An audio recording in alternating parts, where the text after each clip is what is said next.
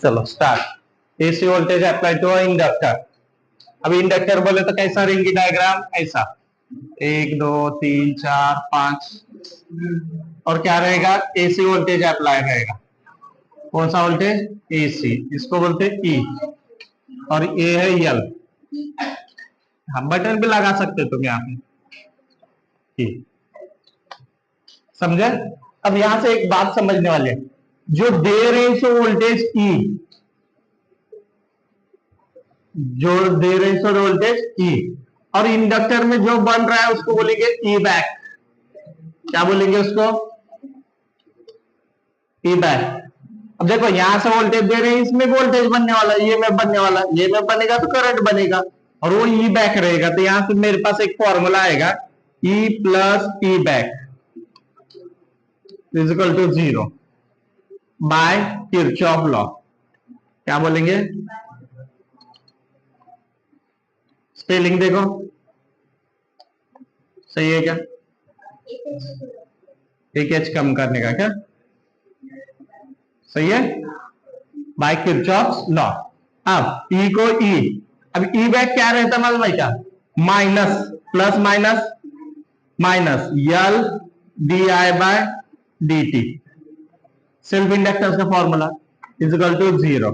ये माइनस को उधर लेकर जाओ, L D I by D T, सही है क्या।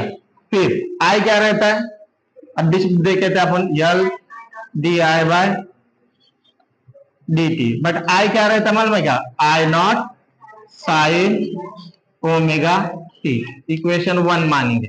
थोड़ा सा गौर करो, ध्यान दो जरूरा, डी बाई डी टी बोले तो इसको डिफ्रेंशिएट करो बोल रहा है, तो क्या आएगा डिफ्रेंशिएट में, E is equal to I not को आई नॉट, ये यल रहेगा, यल आई नॉट को I nought sine omega T का कॉस ओमेगा टी, और ओमेगा टी का ओमेगा। चेक करो ऐसा तो आना चाहिए मेरे हिसाब से, तो L I nought cos omega T into omega T, सही है क्या, सही है। हाँ, अब ये तीनों जो बनते वो बनते ई नॉट, क्या बनते, तो E is equal to E nought cos omega T, equation number 2। Since बोलो L I nought omega is equal to E nought, यहां तक समझे। और एक स्टेप बना रहा है यहां पे, समझना है, कॉस ओमेगा टी मिलता कब, क्या बोला देखो मेरा सवाल है, कॉस ओमेगा टी मिलता कब, तो ध्यान देने का, E is equal to E not sine omega T plus pi by 2 करने के बाद, क्या करने के बाद मिलता, तो उस वक्त मेरे पास आई इज इक्वल टू क्या रहता, आई नॉट साइन ओमेगा टी, नहीं कॉस ओमेगा टी आना चाहिए, साइन ओमेगा टी, सही है।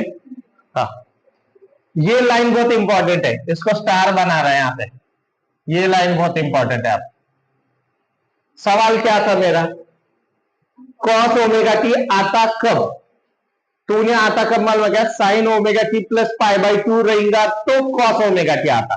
अब देखो मैं क्या करने वाला, इसको गायब करने वाला, sign omega T plus pi by 2 गायब हुआ तो कॉस ओमेगा टी आने वाला, और cos omega T N H.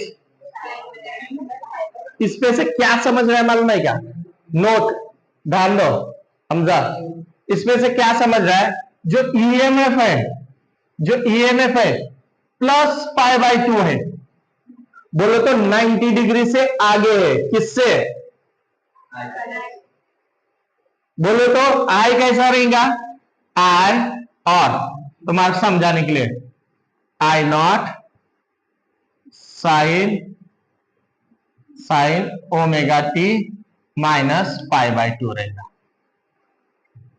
अब ये नहीं है तुम्हारे बुक में, बट तुम्हारे समझाने के लिए, I not minus pi by 2 है, यानी 90 डिग्री से पीछे, और ये 90 डिग्री से आगे है। कहानी समझी, तो ग्राफ में अब ऐसा आएगा क्या, बोलो वाला एक साथ दोनों चालू होंगे क्या, नहीं। एक लाइन यहां से चालू हुआ, ये सपोज ये नॉट है, यहां से चालू हुआ तो पीछे, इससे पीछे बोले तो कहां से, यहां से चालू होगा।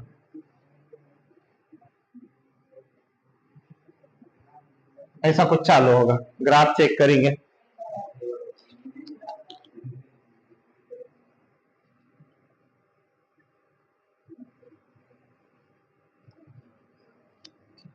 ये किसका ग्राफ है, ये ग्राफ किसका है, आई नॉट का। इधर भी आई नॉट, ई नॉट। थोड़ा सा और इसको स्लोप देंगे।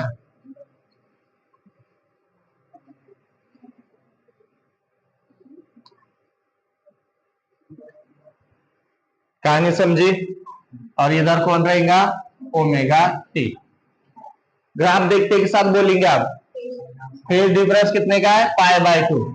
अब इसमें तुम बोलना है मुझे, करंट पीछे है कि ईएमएफ पीछे, क्या करंट आगे है कि ईएमएफ आगे, करंट पीछे, ईएमएफ। तो क्या लिखेंगे, EMF is leading by phase pi by 2 and current is lagging behind the EMF is pi by 2। Lagging बोले तो पीछे, लीडिंग बोले तो आगे।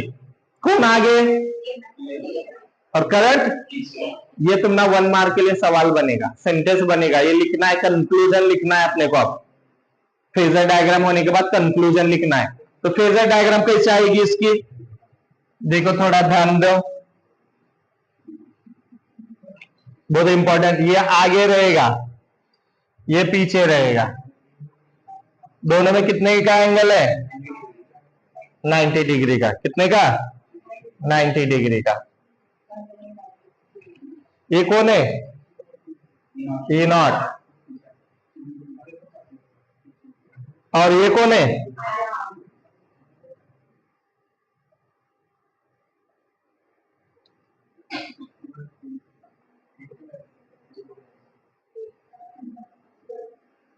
मेरे हिसाब से हाँ, यहाँ आएगा I nought sine omega T minus pi by 2, यहाँ आया देखो ये।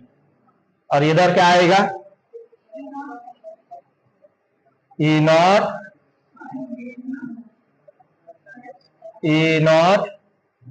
Sign omega T plus pi by 2 आना चाहिए, उन्होंने नहीं दे, देखो गलती है उनकी वो।